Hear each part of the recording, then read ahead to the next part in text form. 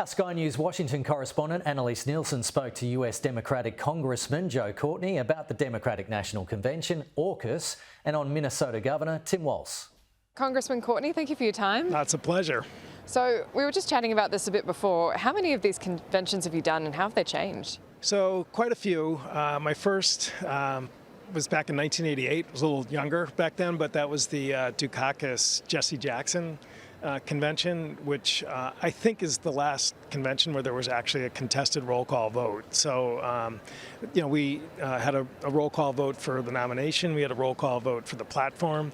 So delegates really, had to be in their seats and paying attention. And, obviously the process looked a lot probably like it did in the real old days, when conventions went on for quite a while. So, if you fast forward to 2024, there's no question that, the primaries now have just become so dominant in terms of just how the delegates are selected and the caucus process that puts that all together that, there really is no drama in terms of the voting process. And people, obviously, when President Biden dropped out, closed ranks immediately behind the vice president.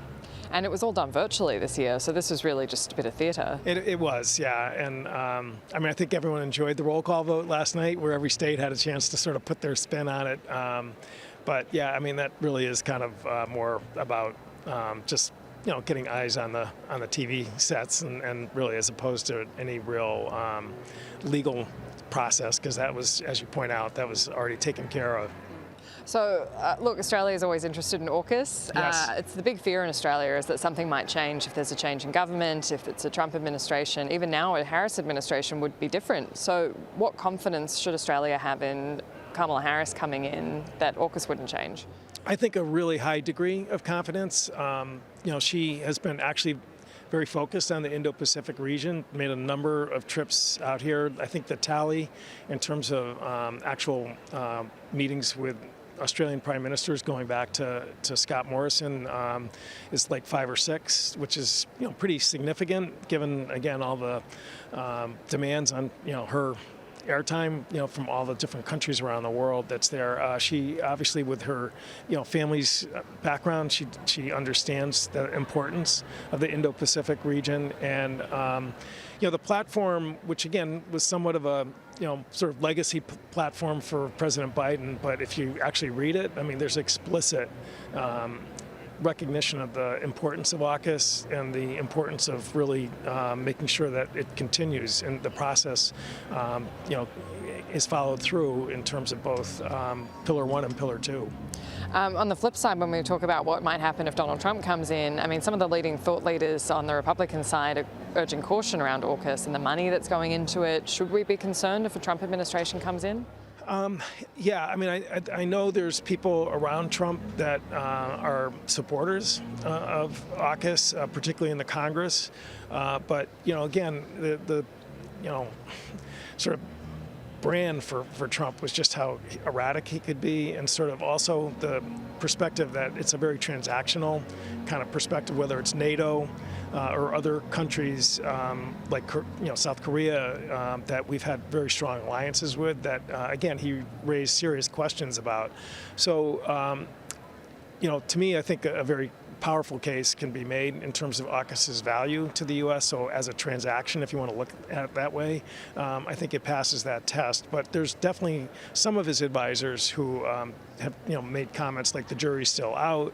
They're concerned, again, about the impact on the Navy fleet.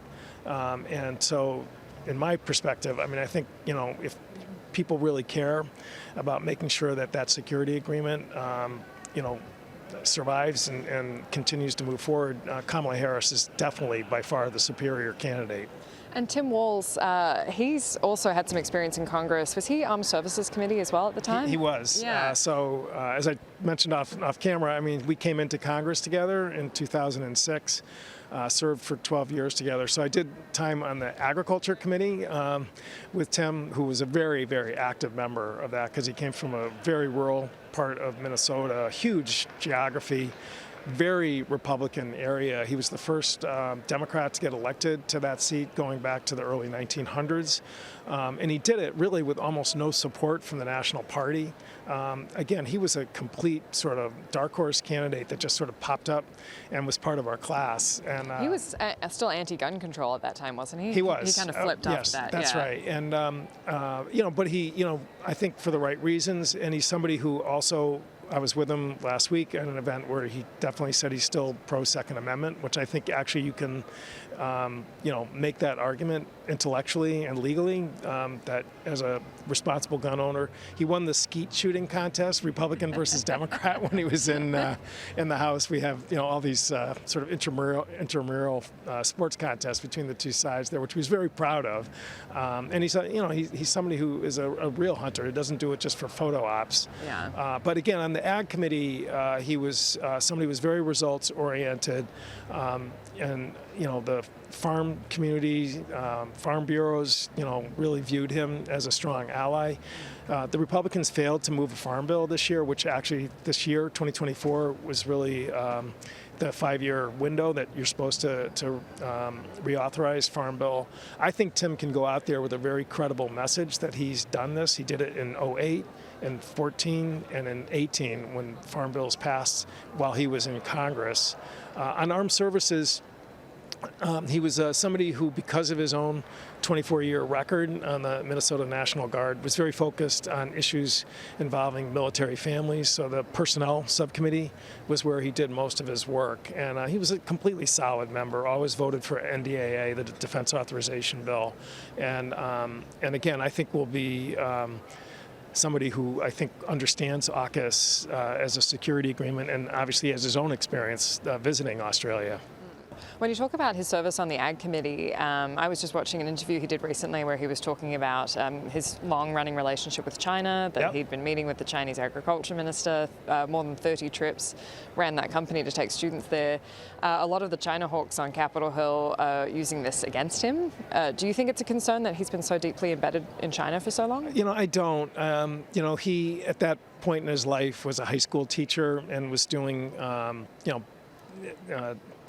travel for students to really sort of acquaint themselves with this. Again, you got to go back to the late 1980s, early 1990s.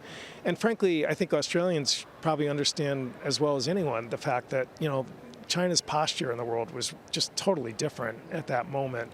And I think Tim, like Australia, understands how different it is today and how, Xi Jinping is a completely different type of leader versus when he was over there. And if you look even closer at his record, he was somebody who was in Congress, really strong supporter of calling out China in terms of human rights violations and their egregious behavior. So I have, nothing surprises me anymore in politics that would be sort of dredged up as an issue, but I really think it's, a dry hole. And so there's been quite a few stories in the last few weeks about his record and the right side of politics especially saying, look, he's been lying about his history. He said he and his wife went through IVF and they didn't, it was IUI. He said he held a gun in war, he didn't. Do you think he has a problem telling the truth? I don't at all. I mean, if you met him, this is a guy who, is just a totally authentic personality and, is probably not perfect in terms of his phraseology, but, going back to his military record, because again, serving on armed services with Tim, 24 years, honorable discharge. He actually suffered severe hearing loss because he was in an artillery unit in the Minnesota National Guard. And obviously the noise from firing, heavy artillery damaged both eardrums. So he had major surgery with prosthetic replacements for his inner ear bones. It's called a stapectomy, and where they put, again, artificial prosthetics in to replace the bone. If that surgery doesn't work, it's total hearing loss for the patient. So, it shows how severe the injury is. It was clearly service-connected, recognized by the Veterans Administration. And I think some of these critics, including Mr. Vance, should ask themselves whether they can point to a similar, sort of sacrifice of, personal health in terms of their service. Again, it's just this guy was highly regarded by his superior officers. The timing of his resignation, I think has been used as some kind of sign that he was trying to avoid going overseas. But, after 20 years, you're entitled to leave whenever you want, and his campaign for Congress was already underway. And I know from personal experience, having run as a challenger like he was, that you can't do that and be overseas. And so he made a commitment, to follow through on his candidacy, which is a different form of service, and he did good things for military families. Was there anything else you wanted to add? So, one of his other accomplishments when he was in Congress in terms of military families was we passed the post 9/11 GI Bill, which again is a bill that provides service members to have free education.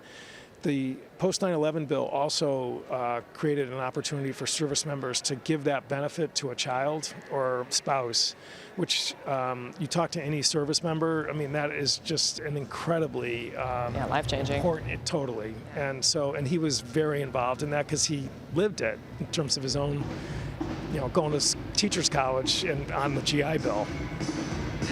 Yeah. I think we're getting played out. Okay, yeah, that's right. That was Congressman Courtney, thank you so much for your time. absolutely. It's a pleasure.